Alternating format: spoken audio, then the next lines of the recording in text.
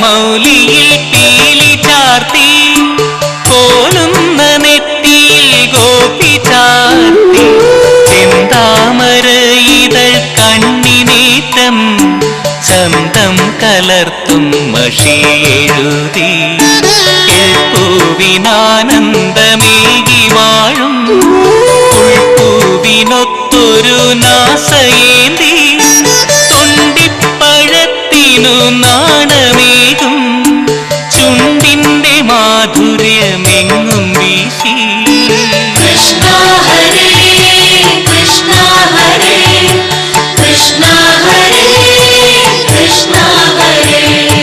കർണങ്ങളിലുള്ള കുണ്ടലങ്ങൾ ഗണ്ഡതലങ്ങളിൽ മിന്നലാർന്നു ഹാരാദിയാഭരണങ്ങളേന്തി മാറിന്നു ശോഭ ഇരട്ടിയാക്കി. കൃഷ്ണം വന്ദേ ജഗൽഗുരും ശ്രീകൃഷ്ണം വന്ദേ ജഗൽഗുരും ശ്രീകൃഷ്ണം വന്ദേ ജഗൽഗുരും ശ്രീകൃഷ്ണം വന്ദേ ജഗൽഗുരും കൃഷ്ണം വന്ദേ ജഗൽഗുരും ശ്രീകൃഷ്ണം വന്ദേ ജഗൽഗുരും ശ്രീകൃഷ്ണം വന്ദേ ജഗൽഗുരും ശ്രീകൃഷ്ണം വന്ദേ ജഗൽഗുരും.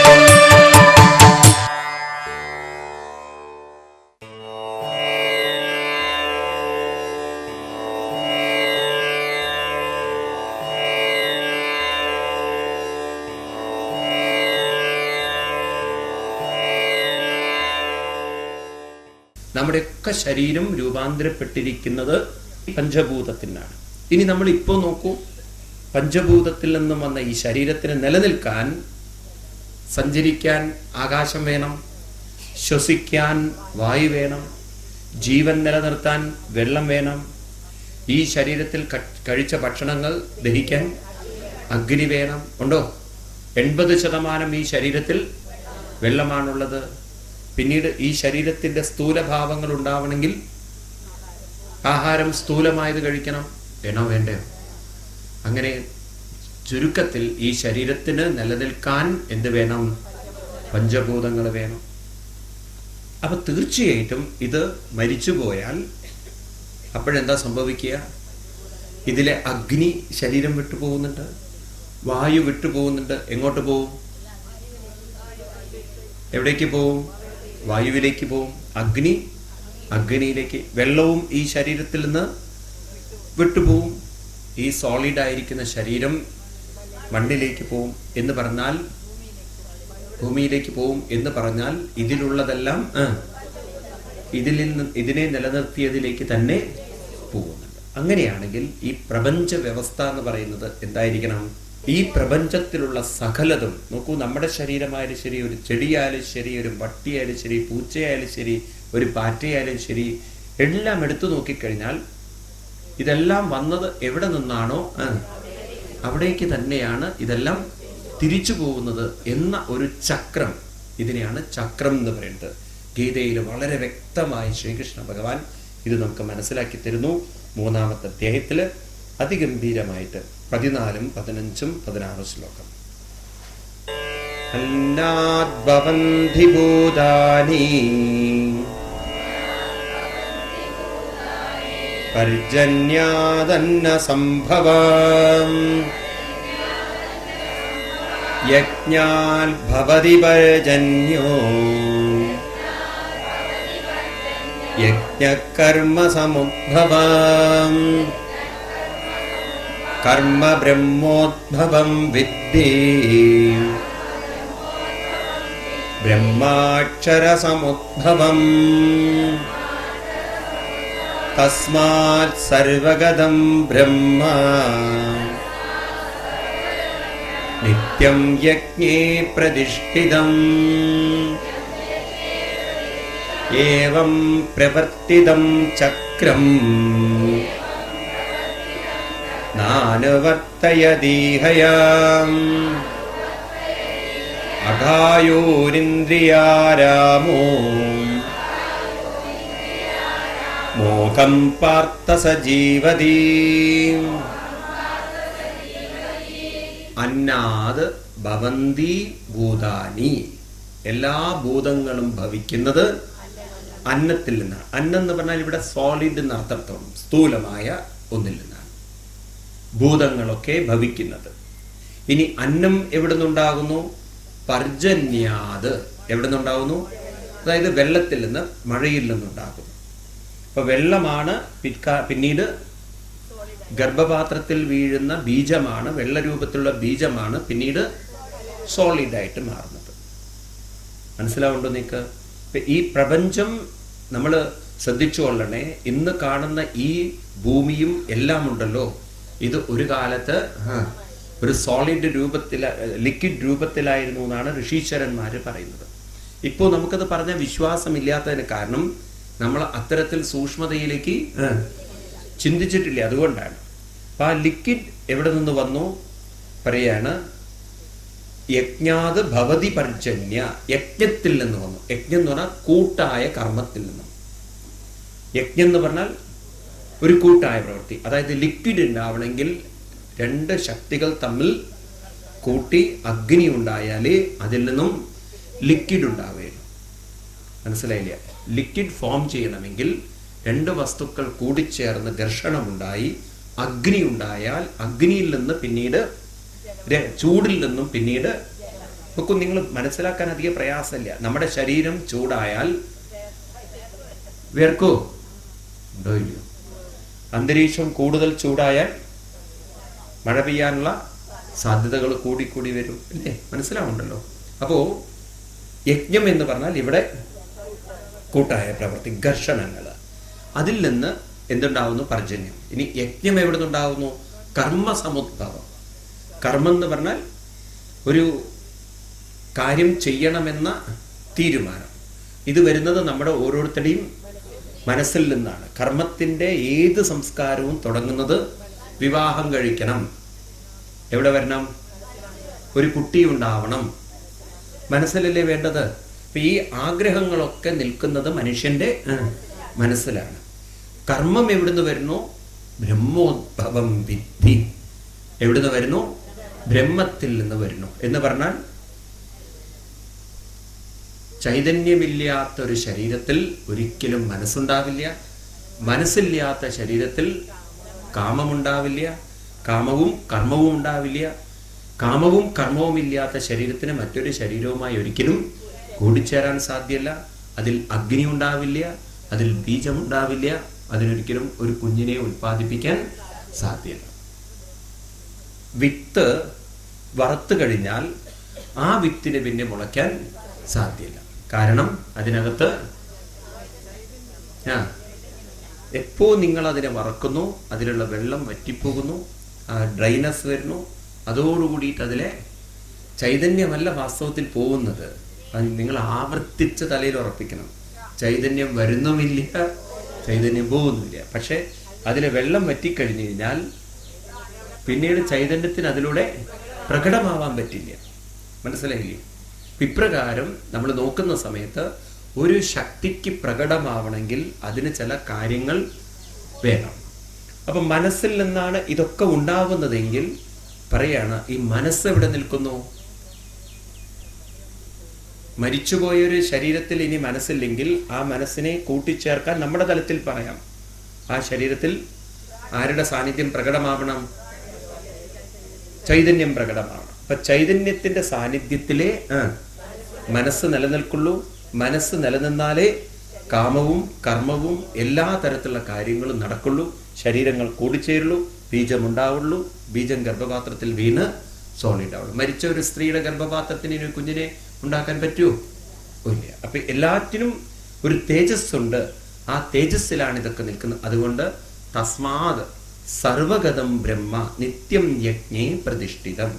എല്ലായിടത്തും നിറഞ്ഞിരിക്കുന്ന ബ്രഹ്മം, എല്ലാറ്റിലും നിറഞ്ഞിരിക്കുന്ന ബ്രഹ്മം നിത്യം യജ്ഞേ പ്രതിഷ്ഠിതം.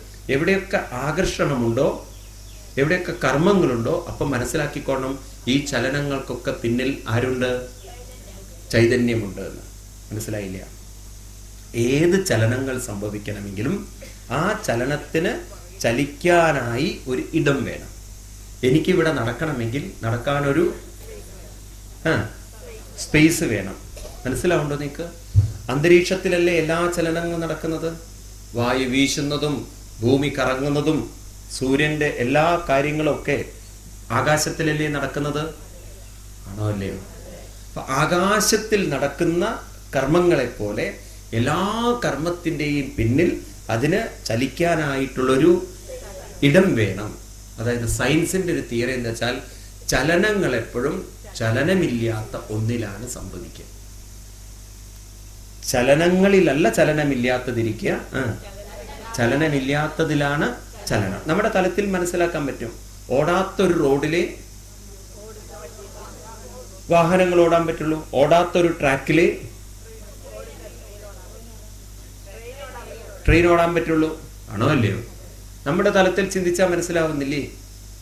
മനസ്സിലാവണ്ടേ നിങ്ങൾക്ക്? ഏത് ചലനത്തിന്റെ മുന്നിലും ചലനമില്ലാത്തൊരു ശക്തി ഉണ്ടെങ്കിലേ എന്ത് നടക്കുള്ളൂ?